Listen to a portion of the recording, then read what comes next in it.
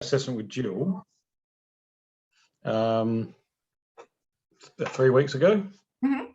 And so we're just going through our follow-ups at the moment, but we're sat at 95% after the assessment, so we're pretty happy with that. Good job. And do you felt like the sessions helped you? Did you feel like was it what you were expecting it to be? In some ways it was, in others it wasn't. The outcome didn't surprise me because the areas to work on are governance related. And so it was good for the board to see that there are some areas that they need to step into that they've been a bit hesitant to. And that was basically where most things sat in the end. So I've got a few meetings with them coming up. So that's always fun. Yeah. See how it They're goes. in black and white though, isn't it? That's right. Yep. So. Kay, how about you? How was your assessment? It was good. I'd say pretty similar to Sean, actually, in all ways. Yeah, so like I think the sessions were fabulous, really. Like I got a huge amount out of a lot of the sessions that sort of helped me communicate with the rest of the organisation. So yeah, I think the actual assessment days went pretty much as I expected them to. So that was all good. Still waiting for our report. So looking forward to seeing that. But take a while. Oh yeah, that's right. But yeah, I think, I really think that the sessions have been really, really helpful. I'd certainly recommend them to anybody that comes on board with Highwire. Yeah. When I'm writing a report, after spending 2 or 3 days talking and just absorbing information and trying to go back, is that I have to make little deals with myself. I'm like, all right, okay, I'm writing the governance standard this morning and I'll write that. And then I will make sure that I can go do something really fun, like stand up and do ironing or, something else that is brainless so that it doesn't, because it is a lot, there is a lot there. Yeah. All right. Yeah, I was certainly tired at the end of it. Yeah, it is super tiring. I had enough.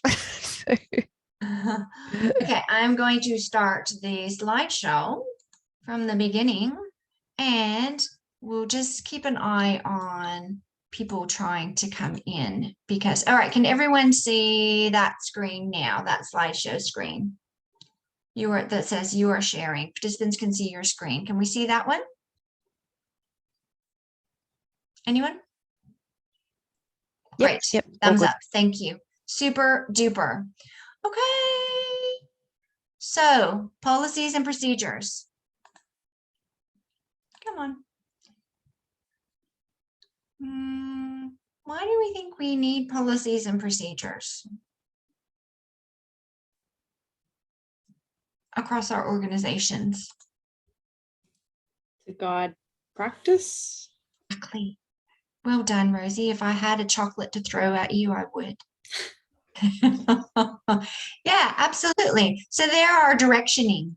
So not necessarily how we're going to do things, but our commitment to doing them and how that practice will look. So what kind of things do you think that we need to have on our policy template or a heading or, aside from the actual body, what kind of things will we have in that policy? I'm not very good at the whiteboard, so we'll put them on here. Oops, go back.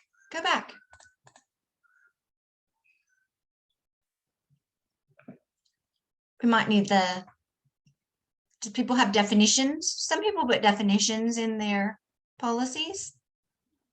I think it sometimes gets we try to include the scope, so who it covers. Right. If you've got different people, Sean, we do that as well. The legislation, yeah, perfect. Purpose, yeah, exactly. Do we have anything maybe in there about document review when we're going to have a look at it again? Review cycle. Yeah. And possibly who endorsed it, because sometimes the board need to endorse different policies, but then the general manager or the CEO might have delegation to Mm. endorse some of those other things. Mm. So yeah, exactly. Good job. Now, so what policy versus procedure? So is there a difference? Yeah. So, okay, what's the difference in your organization then? Well, the procedures are how you do it, like how They're the you enact the doing. policy, Mm, like make it all happen. Yeah. So yeah. yeah, the doing documents. Yeah. And what kinds of things do you think might be in those procedures? So as well, as the work instructions or, your standard operating procedures, what other things might be in there? Responsibilities. Please. Yes, 100%. So, when any of the new standards come in, is that they invariably have part of the indicators are they must have responsibilities enacted in there. So should they be separate documents or does it matter? That's all an up to interesting you. question. Yeah, it's all up to Yeah. you. So Separate for us. Yes, as an auditor, I can tell you that it is my preference to see them together because that way I don't have to go hunting across two different documents. And I think from a staff point of view, having worked with frontline support workers as well, is that they often appreciate that it's all in one document because then it says this is our commitment to it. And this is what we expect you to do in order to carry that out. But it's completely your preference. We have all kinds of organizations that present their materials in a myriad of different ways, which makes our jobs a whole lot more interesting. Sometimes frustrating, but a whole lot more interesting. Marie is here. Hello, Ms. Marie. Hello, everyone. Hi, Lisa. Thank you very much, Lisa, for getting the All team right. started. Thank you. I've I'm going to go to the next slide and I'll let you take over. Woo! I'm taking over. You sure? I am sure. And the reason I Pressing the say button. that is that I've been talking at people all until about 2:00. So, and even though I was sick for 2 weeks, I can finally talk again.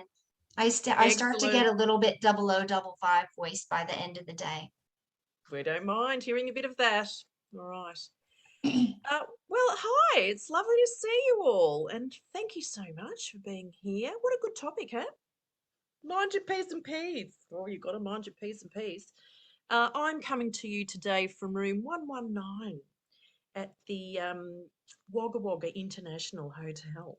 Oh, the glamorous life that I lead as an assessor on the road. I'm on a big road trip from Adelaide to Port Macquarie. I'm driving my mum's little Ford Fiesta up for her because she's making the big move. So I'm, getting lots of points as number one daughter there, aren't I? Is your mother moving up there with you? Oh, I'm jealous Follows and me also around the country horrified like at the a same stalker. time. Yeah, Follows jealous. me like a stalker, she does. That is a long way to drive in a Fiesta, Marie. Isn't it just? Isn't it You're a just? brave woman. I know, but I'm doing okay. So Like driving today's a a day of lawnmower. work. I work in Wagga Wagga today, a beautiful Wiradjuri country that I'm on, and I looked up Wagga Wagga. What is the meaning of this funny name place? And it is the place of the crow, all Crows, crows, yeah. because it's double. So at least two crows. It's the place of at least two crows. Wagga Wagga. There you go. We also had a quick chat before you got here with Sean and Kay about their assessments and their brilliant outcomes and just about, how they found the process and did it meet their expectations. So What sort of lies did they tell? no, both nothing. There weren't a lot of surprises. So that's a good thing. That's Said a that good these sessions are really helpful. Ah, yes. Don't think that was a lie. Thank you, Kay. Yeah, well, you can decide how deep you want to dive into it, can't you? And I'm glad that you found this helpful in the preparation. And And It's a I total sanity really check, enjoyed I being think. on site with DBSM. I really enjoyed my few days in Sydney there. What an absolutely wonderful service. We fed her And well. That's Jill said the same about her time down there in beautiful Mount Barker with you, Sean. She couldn't believe, you know, how much the service is growing and strengthening since she used to visit you a few years back now. Yeah. Good stuff. She struggled to come to grips with it a few times, I think. Just the growth. Yeah. Whole community is growing. So Yeah, it's very exciting, isn't it, to be part of that, seeing a place change. Maybe Yeah. if you're a local, you think, oh, it's not so exciting, but can be very exciting, all the different opportunities with growth. Mm. And if you're joining us for the first time, welcome. And if you're watching the recording, hello. Maybe it's Saturday night, you've got a glass of vino and you're learning all about policies and procedures, maybe. Well, there we go. We thought we'd break it down. What's a policy? What's the difference between a policy and a procedure? And in a nutshell, we love to just nutshell and give you a very simple sort of explanation for how we view it. All right, it's all opinion. You're not going to look this up and find it in some sort of special management dictionary. But policies are top management's ruling on how the organisation will handle or respond to a particular risk or requirement. It's all the kind of must-do areas. So policies are management intent. All right, so this is how we intend everybody to act, to behave in a certain situation, a certain aspect of the business. And when I say a certain aspect of the business, I mean all those things in that picture there. Regulations, standards, guidelines, codes of conduct. You know, what's the decision, direction? What do we want you to do if you hit this sort of fork in the road with a decision? With plans, with any constraints, you know, like how far can people go with something, such as delegations. So policies are top management's intent around all those areas there. And I was looking at something very interesting today, and they had another explanation for what policies are. And this was interesting, not just guiding compliant work practice, but minimising disagreements. Right, so policies help to minimise disagreement. So where you think someone's going to have a question or not quite understand something or need direction on which decision to make, policies can help to reduce disagreements. They obviously direct decisions and they provide an opportunity for consistent standards. So when you're growing, the bigger you get, obviously, the more important policies and procedures are to you, but you can start to develop some consistency of standards and practice, you know, through having well-documented policies and procedures. So management intent. How do we intend everything to go? Ding, Lisa, are you happy to click a slide for me? I know, it's almost like I can't be bothered pressing a button, but Lisa's got the viewing screen sharing rights here. So, and procedures, that management intent in action. All right, so it's the how, it's the legs, giving the legs to the policy. So who will do it, where will they do it, how will they do it, what resources need to be used, who's got responsibility for authorising that action, and what standards and legislation will apply to this action. Was that a question or just a little groan? No? I'll take it as a groan, all right? Ding, did you do a little activity before with Lisa about all the different parts? We did, Oh. but I'm not very good on the whiteboard and the PowerPoint at the same time. So we just talked about it. That's good. Did you feel, Lisa, that people were pretty across all the different sorts of parts of a policy and procedure? 100%. Oh, probably 210% knowing this group. So we just thought we'd go through some common questions that we hear. And I've also got a lovely resource. Actually, I might share my screen now, Lisa, if that's okay, because I made a little adjustment. Thank you very much to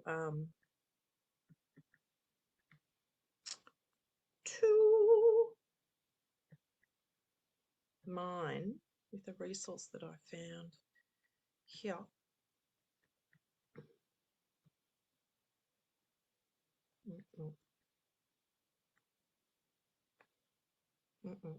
Yeah, bear with me. This one here. So how do you develop policies and procedures? Let's say you've got a new area of your business, like something's emerging. I don't know. I don't like to overuse COVID, but we can use COVID as a recent example where you would have had to develop a policy and procedure around keeping people safe with the pandemic. And I found this really lovely guide. Guess where I found it? I found it in Northern Ireland. I found it in Belfast, where I haven't found resources before, but I was delighted that when I was reading it, I thought, "Oh, this is really good and quite applicable to our context here." So, a how-to guide for developing policies and procedures. This is in the resources that we're sharing with you. I just want to make sure that I am sharing that screen with you, because sometimes I've not clicked on the right one. Is that Beck I can see there that's joined us? How lovely. Beck is from Ngunnawal down in beautiful Ghana country in Adelaide. Look at this. A nice little step-by-step guide to how do you develop policies and procedures. Well, you know, this is probably what you do anyway. Is there a need? Who's leading it? Doing some research to gather all the information. So particularly what's your legal responsibility in this area? And as a minimum, we would say that policies and procedures need to be designed around the must-dos. In the must-dos in your organisation are legislation, standard, scope of practice, you know, areas where you could really get yourself into trouble if you were not compliant. So do some research on what the must-dos are and what does that must-do look like in action. You know, so if you've got a must-do in COVID around infection control, you've got to keep everybody safe from infection in your workplace. What does that look like in action? You know, those sorts of things. Then you draft the policy, consult with the stakeholders. I don't know, who are the people who care about this? Who are the people who are going to have to help us to implement this? So they are your stakeholders. Finalise or approve the policy. So who's going to do that? In some organisations, it'll be at CEO level or EO level. In other organisations, it will need to go to the board. And then implementation might mean a whole heap of things. And this is, I don't know, sometimes this is an area where organisations kind of fall a little bit short. Lisa might be able to talk to me about this. But, oh, look, you know, here's a new policy and it might be a document. I'm waving a document here. Here's a document. It's new. We'll tell everyone on the shared drive, it will tell everyone and we'll put it on the shared drive and it's new. But there's a whole heap of things that would need to happen to implement that effectively, including training, but then checking that the training's been effective. You know, like doing some assessment or evaluation of how people are going implementing this policy and procedure. Yeah, so that's often the work that sort of, you know, gets a bit left when we create a new document. We talked about the responsibilities in the policies and procedures as well, is that, you know, checking back in as to do people know what their responsibilities are. So that, you know, the most recent example has been through that disaster and emergency management, is that, you know, there's specific responsibilities that each level of the organization will have in that mobilization piece. Do they know what they're supposed to do and who's in charge of it? Yeah, and well, I suppose I'm using the term assessing people, but by that what I mean is making sure that people know. Yeah. You know, and you can't really know that people know just because you've put some words on a document. The only way you can really know if people know is to test them, is to have some sort of a test or that's assessment. That's how I'm using that term. So it could be a quick quiz. You know, you could be, if you're using Teams, for example, or another type of collaboration tool, you could put a few questions up there and just sort of poll how many people are getting these right. You know, so that's important. You know, if you're talking about particularly compliance with something that's protecting your organisation, like COVID safety or other sorts of high risk, you know, policy areas. Does anybody do any of that kind of testing in their organisation? Kay, did I see an example of that sort of a test on something in your organisation? I'm not sure if you saw it, Marie. We have done some, like we've on SurveyMonkey, we've got work health and safety questionnaires. So that's what I mean. yeah. Yeah, that's what I mean. Sometimes, Lizzie does, there we go. Checking people's understanding or competency around implementing certain procedures, and an audit is exactly an example of testing that. So testing the level of compliance with a particular policy or even a new procedure. Yeah. Documenting, it's not enough. As we know, when we've talked about systems, documenting is just one part of a really good system, isn't it? There's lots of people here who know all the other important parts of the system. Shall I give you a little refresher?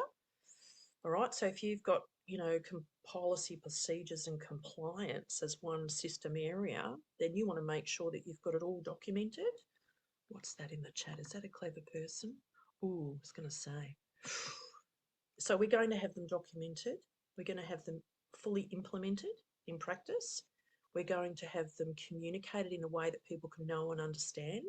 So that means the language and the policy and procedures needs to be, really accessible for everyone that you're speaking to, your audience. And they need to be delegated. All the things that need to happen in regard to that procedure need to be delegated to people who can do it.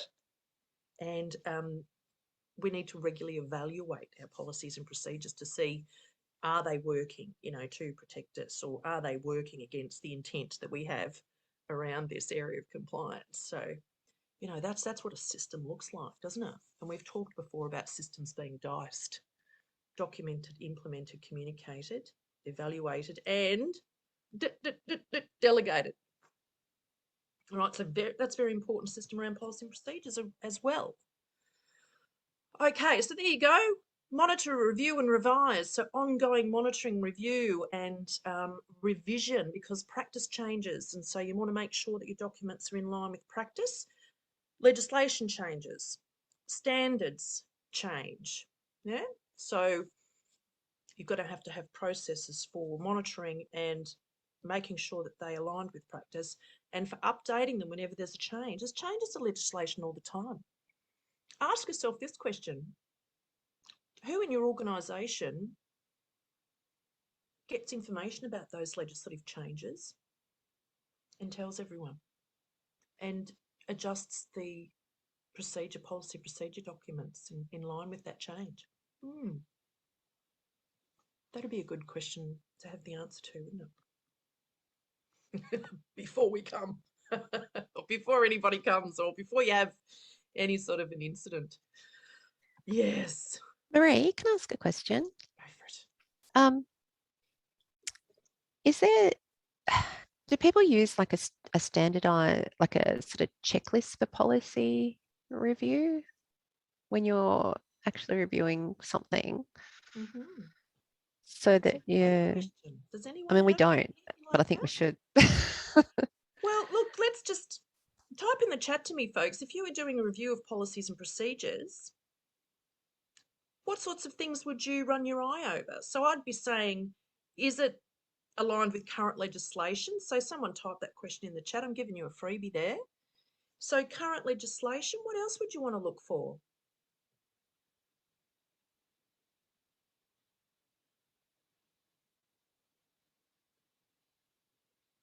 Beautiful. Thank you, Kay.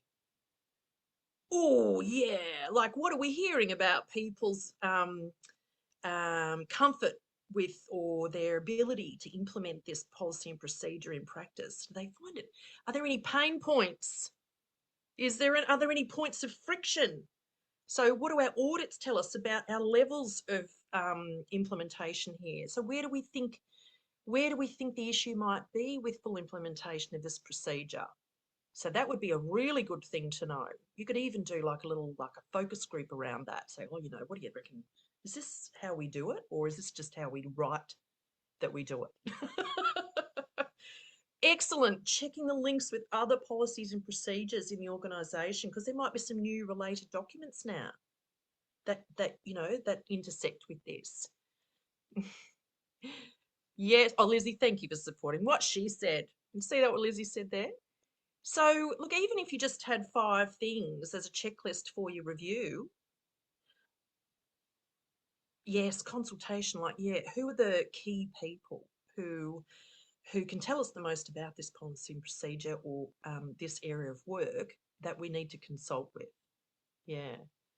So you could use that checklist that we looked at before for developing a policy and procedure. You could go through the same process, actually, having done step 1. You could go through the same process for a review. So I wouldn't, don't overburden yourself. This has got to be something that's contextual to the size of your organisation. But you might just run yourself through 5 key questions. We're still legal? Is this still how we do it? Can we simplify this document in any way? I'm a big fan of making things simpler. So every time you review something, I'd say, look, can we get plain English on this? So if I was making your little list, I'd say, can we make this any more plain English or any more accessible for the people who need to read this document? So there we go. Okay, how's that for a checklist in the chat there? That's a fantastic checklist for a Yep. review. I'm going to steal all that. Steal all that. For shameful stealing and sharing. Thank you, Yep, everyone. yep. Shameless. Shameless, not shameful. Shameless. Shameless. There we go. Got me. You got me. So there you are. That link is in your resources, so you can have a closer look at that. And you've also developed a lovely little resource there for a guideline for reviewing policies and procedures. Like this question here, we're often asked this, and then people chuckle. Should we have a policy on policies and procedures? Yes, you should. Yes, you should, because how you do it's an important thing to capture. So that could be a process or a procedure document. Your policy might be that all of our policies and procedures are regularly reviewed for continuous improvement and compliance with legislation and standards. That could be a policy statement. And then your procedure is, how do we go about reviewing our policies and procedures? How do we go about developing them? We're giving you a sample, so that's in your resources. I took that off the B&G portal, so there's a sample there for a policy on policies. Who should develop, review and approve policies and procedures? This is something that's related to risk in your organisation. So if you've got a risk-averse appetite in your organisation, guess where all of your policies and procedures are going to be reviewed? That's right, by the board and probably by a lawyer as well. But if you're, risk open or risk cautious organisation, you probably have got some delegated to the CEO and some delegated to the board. And you probably would use the risk lens on that, meaning high risk sorts of policies that are, policies and procedures that are protecting you from high level risk should probably go to the board. And those that are operational in their nature and don't pose high risk to the organisation could probably be reviewed and approved at the CEO level. Is that generally what's happening in your organisation? Because boards I meet, they just go, oh my God, there's too many. And I just say, well, delegate that. Delegate out some of those. Does that make sense? Yeah. I think I'd be inclined to put, I think what I would actually like to do is, on your little sort of, I've lost the word, little table that you put in there about when your next review is and all of that sort of thing, is Version to put in control there. register. Yeah. Put in there who should be involved in the review. Yeah. That's So, good. because, like there's a risk certainly in our organisation that one person looks at it, but Yep. you should probably have a policy user as well as someone at a higher level looking That's at right. it. Yeah, definitely. We like that when we get to see that kind of evidence. It's a question that we always ask the staff when we interview them. We say, what's your involvement in developing and reviewing policies and procedures? And we love it when they say, oh yeah, when there's a change, they get sent to us and we talk about them at a team meeting. And then, we suggest some changes and it goes back up. We love it when we hear things like that.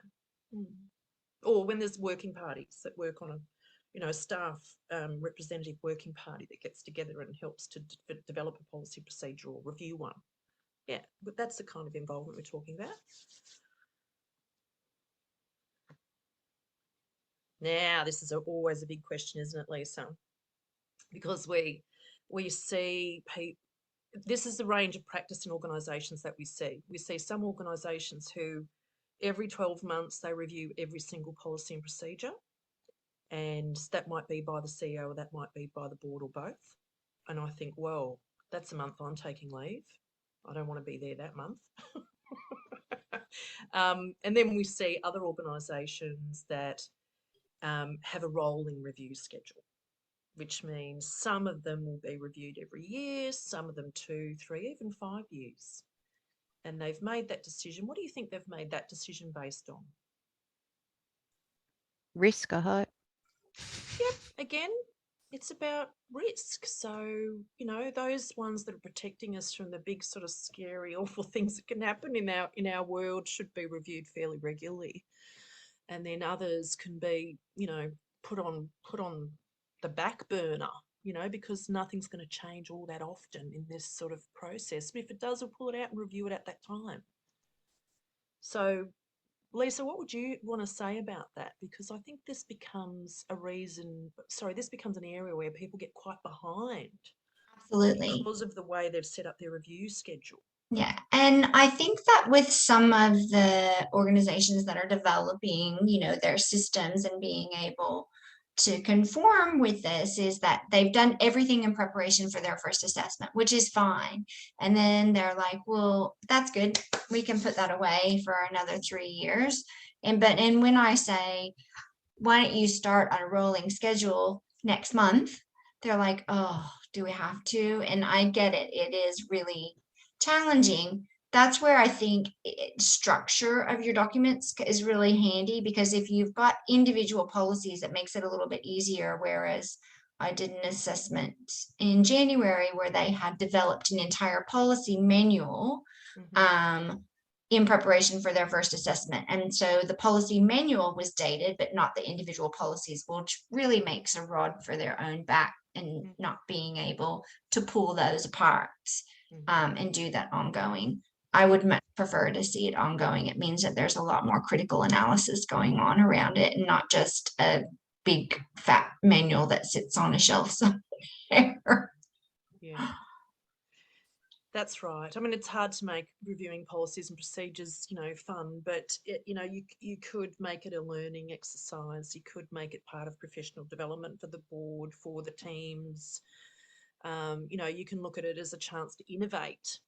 You know, well, why don't we push these two together? Or why are we even doing that? Why don't we just say we're going to do this now? You know, so it's a good examination of the organisation, you know, in places where you can be more efficient and effective.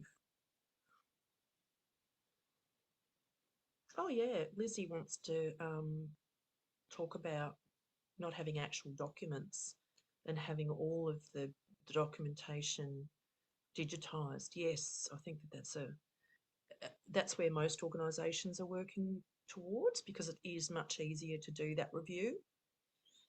It's easier to do, you know, you and I, we all know that if you've got a document and you need to change a word or a reference to a legislation, if you just do a find and replace, it's much easier than using a Word doc, doing a manual document. But when you're printing documents off, they're much harder to control.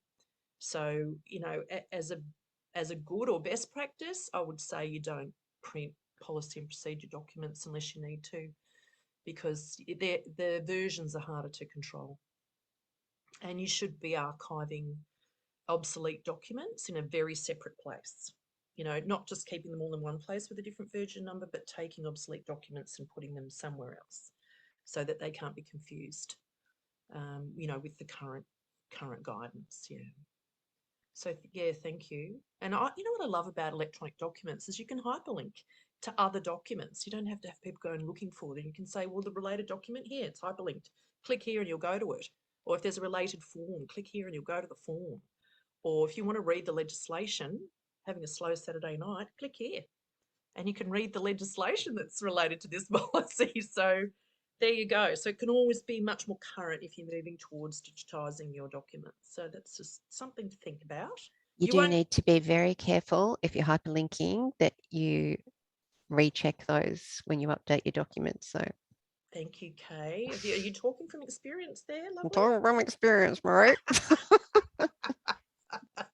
You don't want to go into a bad place, that hyperlink. You want to make sure that it's, you know, it could be even worse than it not working. It goes to a place where you do not want it to go. So yes, It can create a real rod for your own back as well. Like, yes, so yeah, I've actually moved away from a lot of hyperlinking now because it just made updating really difficult.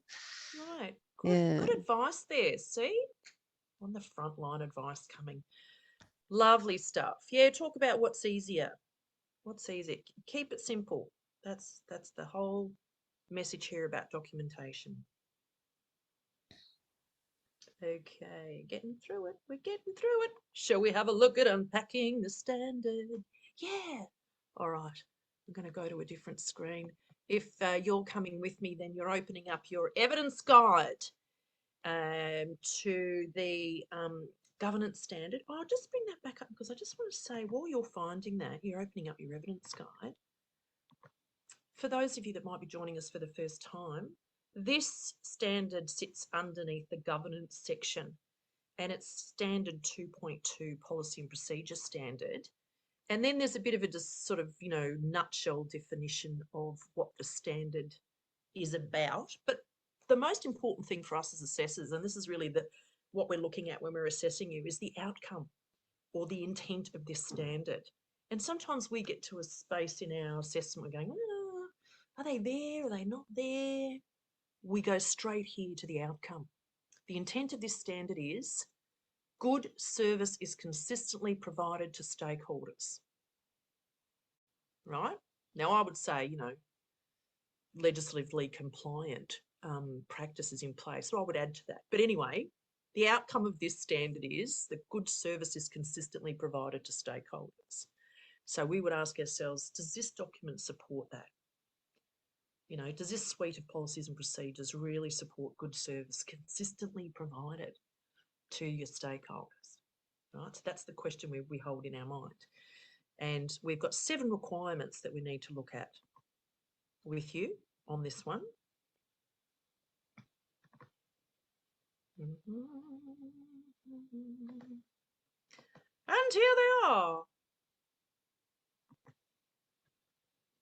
Some people in here would know these. They would know them off by heart.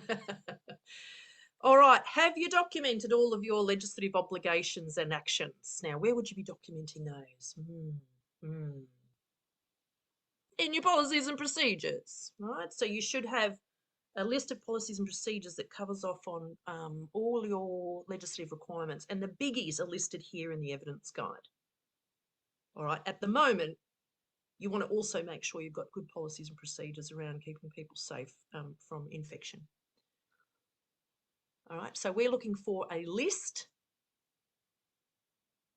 We are looking for a well-developed sort of suite of policies and procedures that cover the top pieces of legislation relevant to your work. The second one here, your policies and procedures support consistent service provision, including the safety of children, young and vulnerable people in accordance with industry and legislative requirements.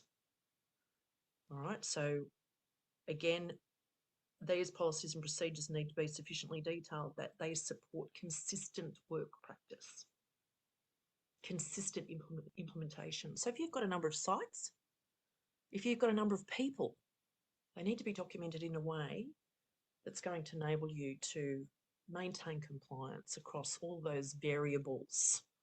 I'm calling people a variable. They are a variable, aren't they? The way that they interpret things, the way that they might see the world, the decisions they might make after having read a certain policy or procedure. Yeah, they're all different. So needs to guide consistency across service delivery. The policies and procedures, this is about the documentation. So they need to be authorised. Right, so they need to be signed off by someone. They need to be accessible, but also securely and safely filed.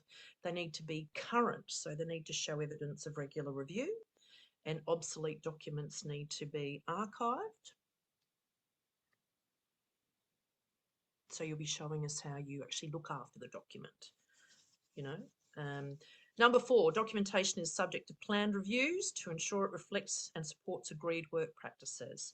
So we want to see your rolling schedule. Look at there in the evidence guide. A minimum review occurs every 3 years or as a result of legislative changes.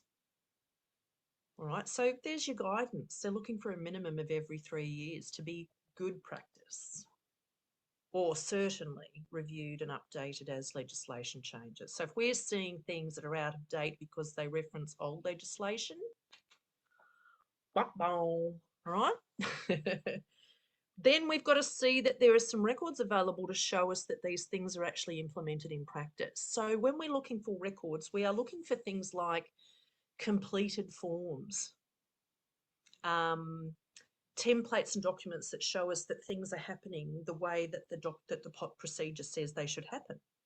So we'll be seeing actions related to procedures in things like minutes.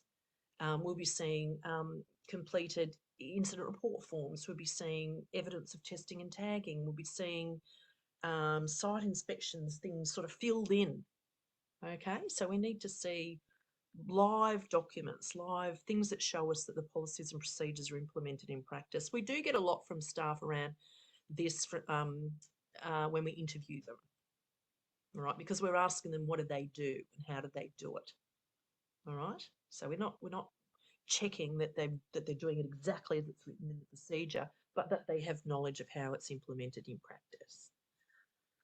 Okay, so there's quite a lot of different sorts of examples there.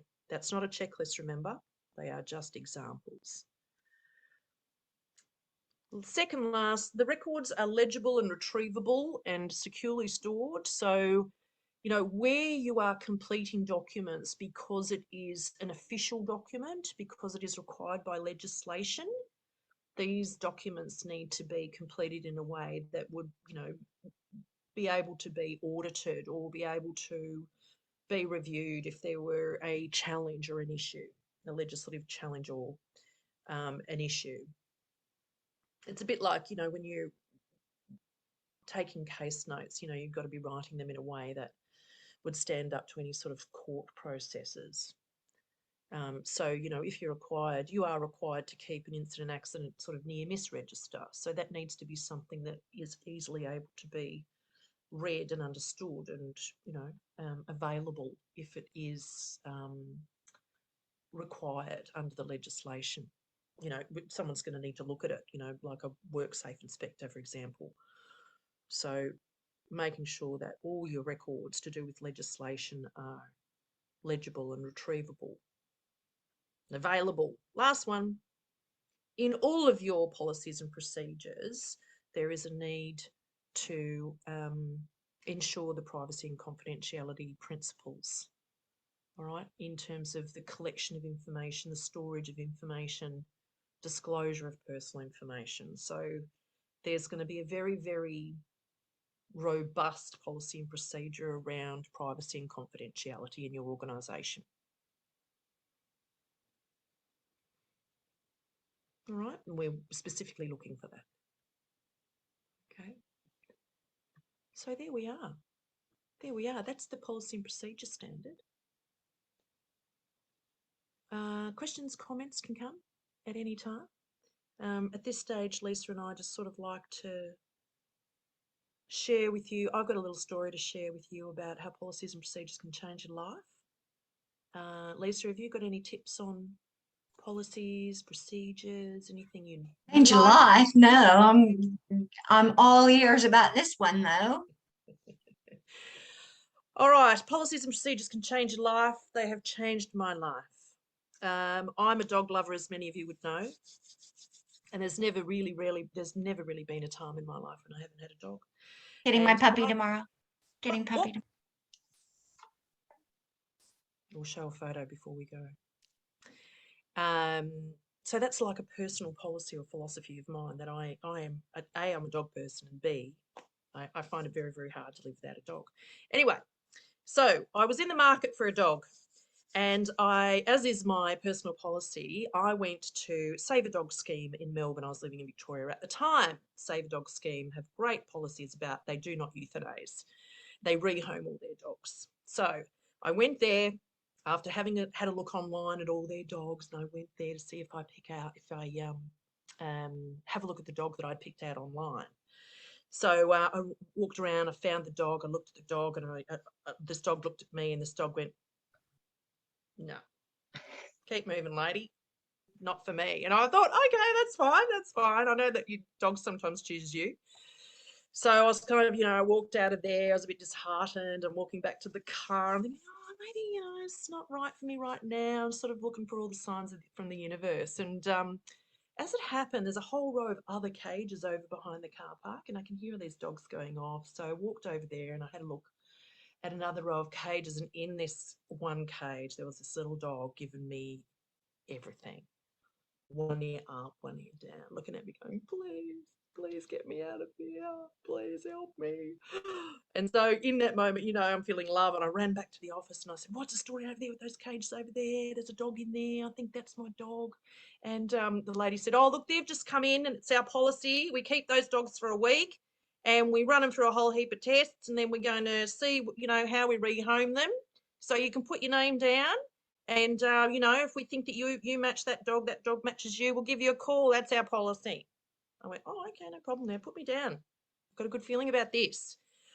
So I go home. I was like, oh, I'm going to get that dog.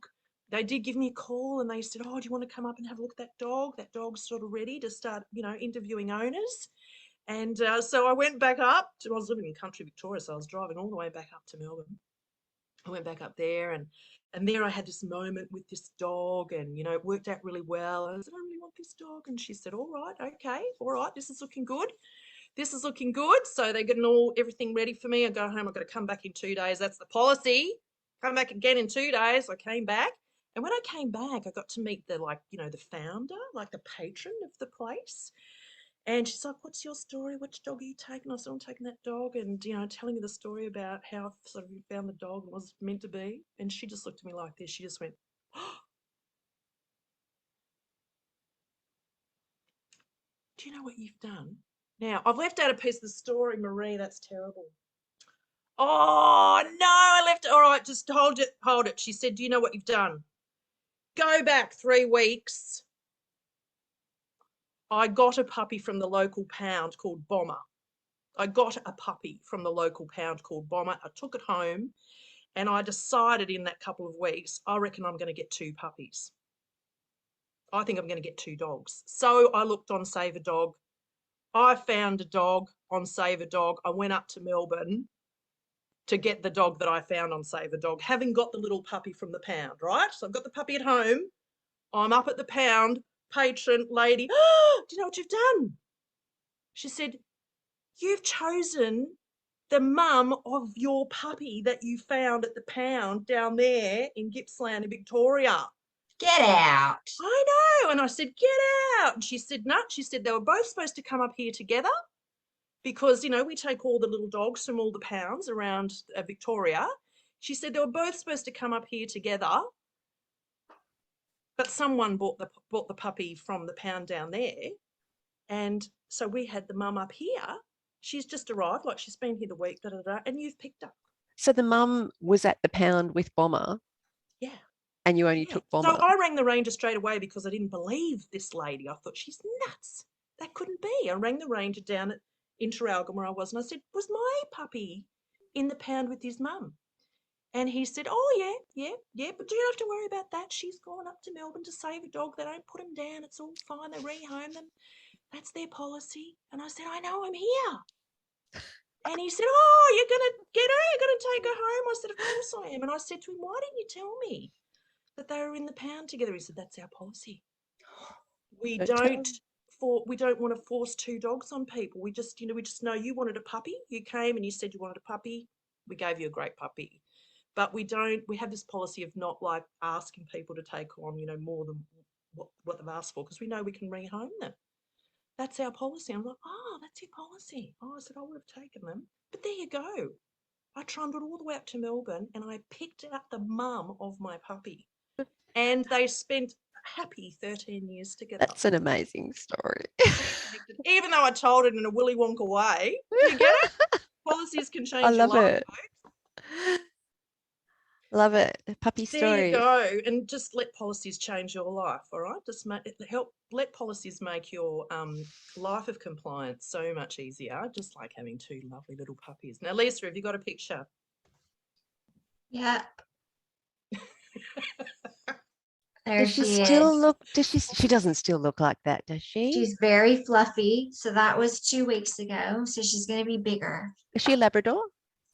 Golden Retriever. Oh, Golden Retriever, beautiful. They're such gorgeous dogs. Now, wave to me if you're a dog lover. Oh yes. I nearly inherited a dog last night. I picked up a lost dog. So it's just like last minute, a late night drive to the servo to get milk. And my son goes, there's a dog running down the street by itself. And we both looked at each other and we're like, yeah, we live on Parramatta Road in Sydney, or near Parramatta Road. Frightening. So the dog's running down Parramatta Road. And we both went, well, we can't, like, what are we going to do? so we did a block, went back, and this dog was by itself. And yeah, it had escaped. So we kind of, and it was terrified, and it was like this American Staffy. It was huge. It's like, it must have been a 40-kilo dog. God, you're brave to approach it. She was the sweetest thing. She was just gorgeous. She was so frightened. And so, yeah, we were tentative, and like, we haven't got a dog. So, I mean, I'm used to dogs, but not, I'm not with them all the time. But anyway, we sat with her for a little while. She wasn't budging, and we eventually coaxed her into the car and took her home and found her owner on Facebook eventually. Oh, that's cool. Some So- people keep the pets. Somebody did that once to me and kept the cat, and then contacted me a couple of months later and said, just got to come clean. We've got your cat. Can we keep it? I said, yes, we hate that cat. Of course you can keep it. See my personal pet policy right there, can't you? Any cat lovers, I'm sorry. I love you. I love your am a cat lover. You be careful. Be very careful. Well, tips from Eagle Eyes Scully to finish us off, and I'll just share with you a couple of resources that we've got. Off you go, Lisa. I think that making sure that all of the policies and procedures have all of those elements that we talked about. So the only one that I think is probably optional is around definitions. Sometimes including definitions in each one of the policies can be a little bit cumbersome. So maybe we have, definitions in an overarching document if you need to refer to them, or put them in as needed. I hate it when I see, them repeated for time and time again. And I think that the most important thing for me is when I'm going into an assessment is to talk about, as Marie said, how are we ensuring that our people, and not only our employees, but the people we support, also are aware of what our policies are. So, they need to know some of those overarching policies as well, and not necessarily in the same language that we're presenting them to staff, but following up on, did you get this? Do you understand it? Is there anything else that I can help you with in order for you to understand your responsibilities? Because the people we support have responsibilities as well. Excellent. Thank you, Lisa. We also like easy to navigate documents, easy to see. You know what all that means, don't you? Like, there's good headings, there's references, it's easy to move around the documents, those sorts of things. What resources have we got for you this month? Ooh, get excited, because we have got a policy on developing and documenting policies. Yes, we have got a information, sort of a handout here from B&G. Why didn't that work? There it is. So just, a bit of an information sheet.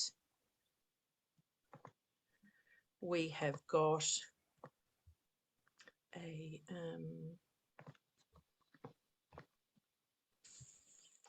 I've got a sample policy template. Here it is, which talks about all those good practice things that we've touched on, and potentially all the things that you talked about in the beginning when you were brainstorming all the parts. And this is the simplest sort of a version we could come up with. So if you've got a very long, you know, difficult to navigate sort of a document, you might consider reviewing it against this more simple sort of a version. And I have put it into a diversity policy for you to show you what it looks like in, you know, if it were completed. Just make sure that I'm sharing the right screen with you there. Sorry. Sometimes it doesn't work properly and people wonder what I'm talking about.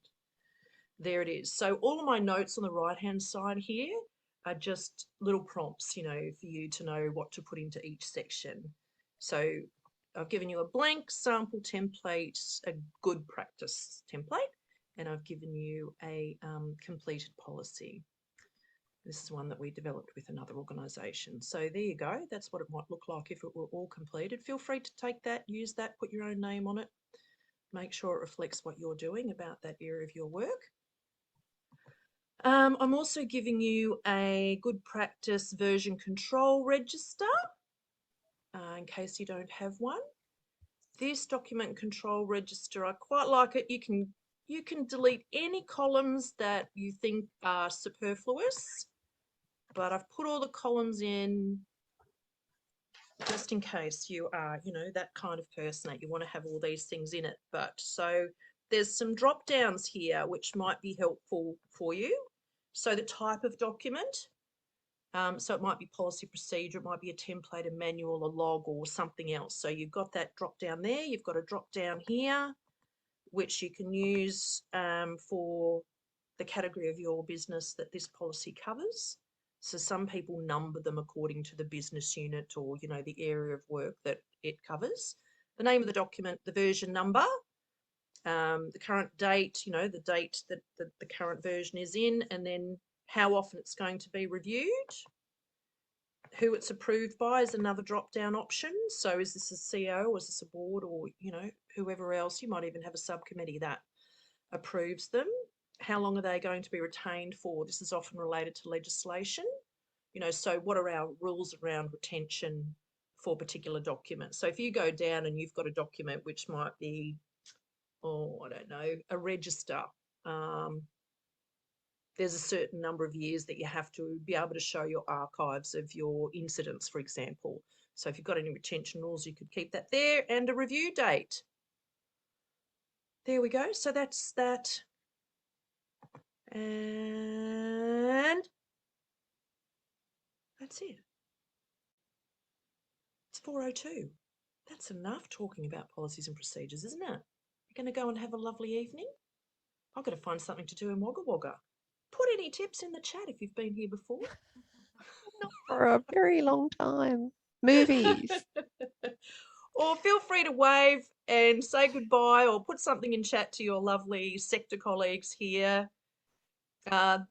Lisa gets our recordings and resources ready for you to have a look on the website, you know, generally by Monday, which is pretty amazing. So look for it there. And we're recording this, so it's available for all the people that want to have a look at it whenever. Everybody wave because it looks so good.